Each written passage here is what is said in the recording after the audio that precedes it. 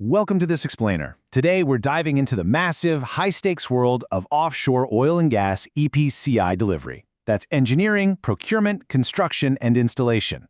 We are talking about billion-dollar mega projects built by literally some of the best engineers on the planet. And yet, time and time again, these financial leviathans just capsize. They totally miss their deadlines, they bleed money, and they derail careers. So what's going on? Why does this keep happening? Well, let's dive right in.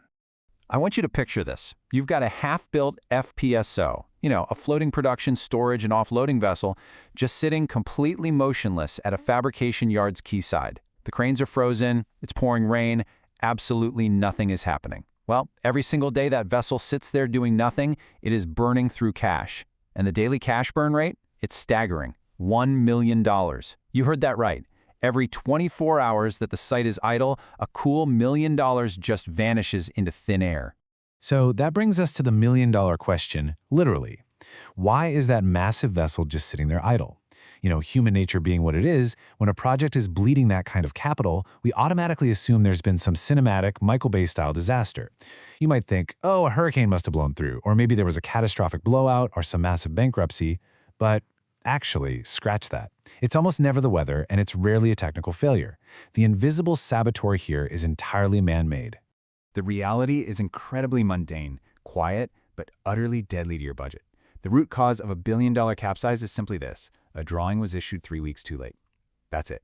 In most cases, that massive vessel is sitting idle today because somebody sitting in an office like 18 months earlier missed a deadline by just 3 weeks. Sounds completely absurd, right? I mean, how on earth can a tiny stack of paper hold thousands of tons of steel? Well, to understand that, we have to fundamentally shift how we look at these projects. See, there are really two totally different realities operating at the exact same time in an EPCI project. On one side, you have the paper world. This is your realm of process simulations, piping and instrumentation diagrams, and those beautifully tidy 3D CAD models. And on the flip side, you've got the steel world. This is the loud, gritty fabrication yard with the welders on scaffolding, the flying sparks, those massive heavy lift cranes. Now, your entire job as a project manager, literally your sole reason for existing on the org chart, is to be the bridge between these two realities. You've got to make absolutely sure that the paper world arrives at the steel world early enough and correct enough to actually get built. Okay, so how do we govern that bridge? Well, there's a rule of thumb you need to memorize right now: the 3-week production cycle time. You should honestly think of this as an unbreakable law of physics. 3 weeks is the absolute minimum gap you can ever allow between issuing a final construction drawing and the site completing that physical work. That gap between what's on paper and what's being built, that's your work front. And that gap? It's the yard's oxygen supply. If you cut off that oxygen, the yard simply dies. But, look what happens when managers try to bend that law of physics. We've all seen it. They think, man, we're behind schedule. Let's just squeeze that gap down to a few days and speed things up. Right? Wrong. Squeezing that buffer below 3 weeks does not give you a faster yard. It gives you stop-start fabrication. It's exactly like tailgating a massive semi-truck on the highway with only a 1-second following distance. You are just constantly braking and accelerating. You don't get there any faster. You just burn a ton of fuel and wreck your gearbox. Your welders end up standing around idle waiting for the next drawing, and you trigger this massive productivity collapse that you absolutely cannot buy your way out of. No way. Let's visualize this with a quick physical analogy. Think of engineering and construction as runners in a relay race.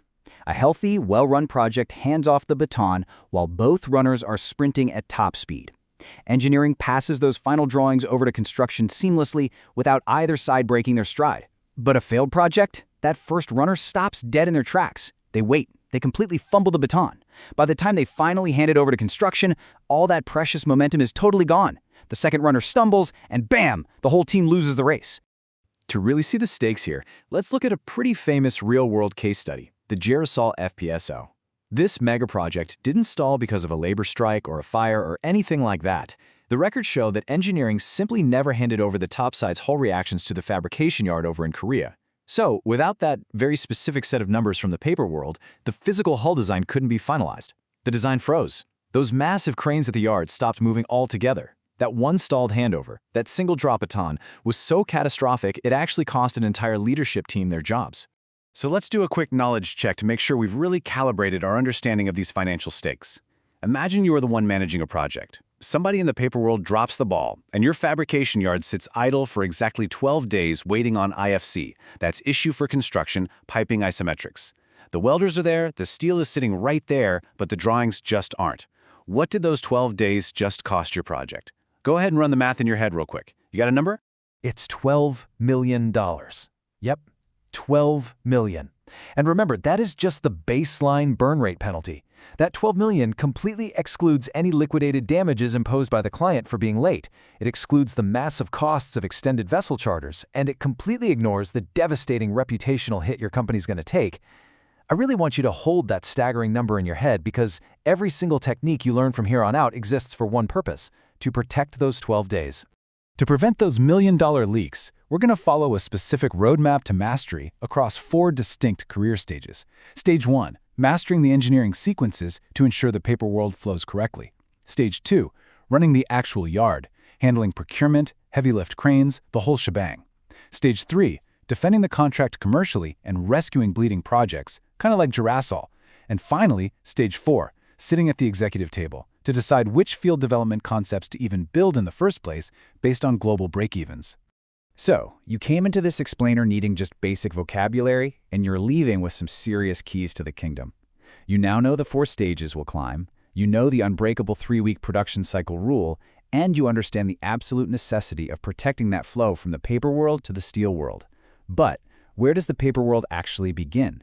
Well, it starts with a simulation, just a set of numbers describing a fluid that nobody has even pulled out of the ground yet. Get that initial number wrong, and you're going to be fixing it in steel 2 years later at 100 times the cost. So how do we trace one invisible number through hundreds of documents until it becomes a massive, welded steel pipe? That is exactly the journey we're going on next.